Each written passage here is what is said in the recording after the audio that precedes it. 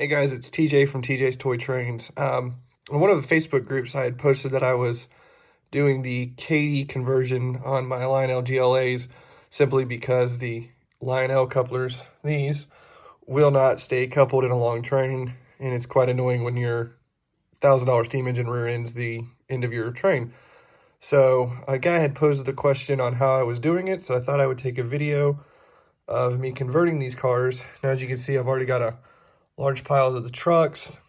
And so all you got to do for these, and I know there's some different generations of the trucks on these GLAs, but all you got to do is take out this screw, and then when you take that out, this screw here takes off the O-gauge coupler arm. So I'll show you guys what that looks like. Now with the truck off, I wanted to show you with these screws right here, it's very important. There's like a little nylon washer. That actually helps stabilize the truck. And I have found, because I've lost one, that it is very important for the truck's stability so it's not slapping around everywhere. So if you do take these apart, make sure you do have that. But this is what it's going to look like with the three-rail truck off. And like I said, very important to make sure you're holding on to the screw and the nylon washer. So like I said earlier, it's this screw right here. You take that out, and the coal O-gauge coupler, which is kind of on this little diamond-shaped thing, the screw comes out. Looks like the O-gauge coupler comes out. Put the screw back in there, obviously, and you're left with this. This is the, sorry for grabbing everything. It's weird looking through the camera and trying to grab stuff. So, ends up looking like this. Now, what you have to do is you have to basically Dremel off that little nipple kind of thing there. And these aren't die-cast metal or anything. They're that Duran plastic or Duran metal or whatever they're called, where it's like a very heavy-duty plastic. So they're super easy to cut off. Now, I know that some of the other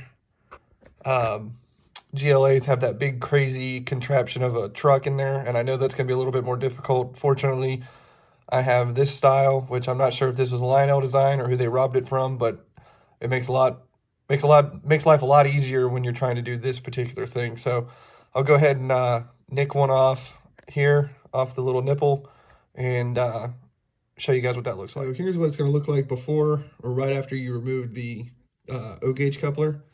And then that is what your end goal is looking for.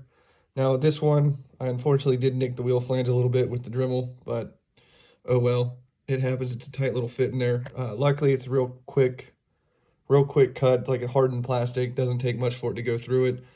I have a Milwaukee cordless Dremel, and with a small cutoff wheel, you're able to get in there easily. Haven't really messed with any of the ones that are corded. But that is what you're aiming for. Unfortunately, the cars are drilled for the medium-sized gearboxes. If they were drilled for the short gearboxes, you wouldn't have to do this. It would be able to clear even with that little, I guess, nipple or raise in it. So if you're going to do this, you got to be committed towards making sure they're going to stay Kadee couplers.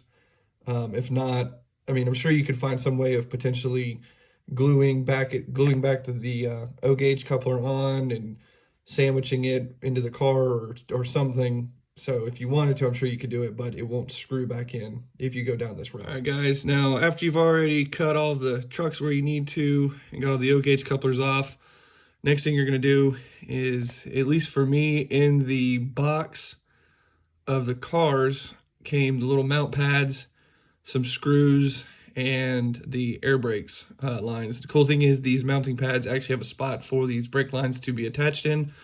The couple cars I've done so far, I've noticed that they do need a little dab of glue to stay put. But those little mount pads use 2 of the 4 pre-drilled holes. Then the Kadee mounts to it and then you screw it in.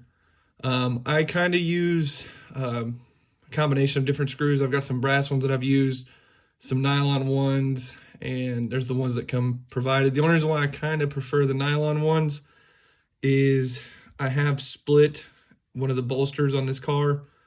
Not really split, but kind of stretched out a little bit, and I didn't want to break any of these. Now the Atlas cars that I do, they are die-cast bolsters. So I use the brass screws in those, and they seem to work really well. But I will go ahead and get one of the Kadee couplers all put together. showing the mount pad, and we'll show that step next. All right, and here we are with both Kadee couplers mounted and the little brake line mounted as well. This is by far the most expensive but most correct way of fixing these god-awful Lionel couplers that will not stay shut.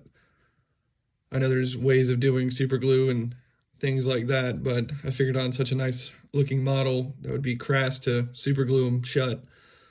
And let's be honest, you can't beat the look of a Kadee. So go ahead and throw the couplers on, and I'll take a video of the car and the layout. So here we are on the layout. I got two that were already done. Showing them off a little bit. Definitely think, you know, the Kadees already have that little pseudo brake line pull tab thing for the coupler. That kind of already makes it kind of look like it has the brake line, but I think when they have the additional brake lines added to the cars, it just makes it look a little bit more realistic and kind of adds a little bit more detail. So I was definitely a fan of that.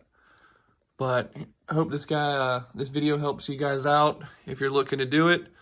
And I know I'm probably going to get some flack for being disparaging towards Lionel, but like I said, they make great models. It's just reliability issues that they have and quality control. I mean, these cars look amazing. Just one of the crucial parts of making it work is the couplers, and they suck. So here we are making it better. So hopefully you guys take it as constructive criticism and helping Lionel to try and be better, and not take it that I'm defacing your favorite brand or something.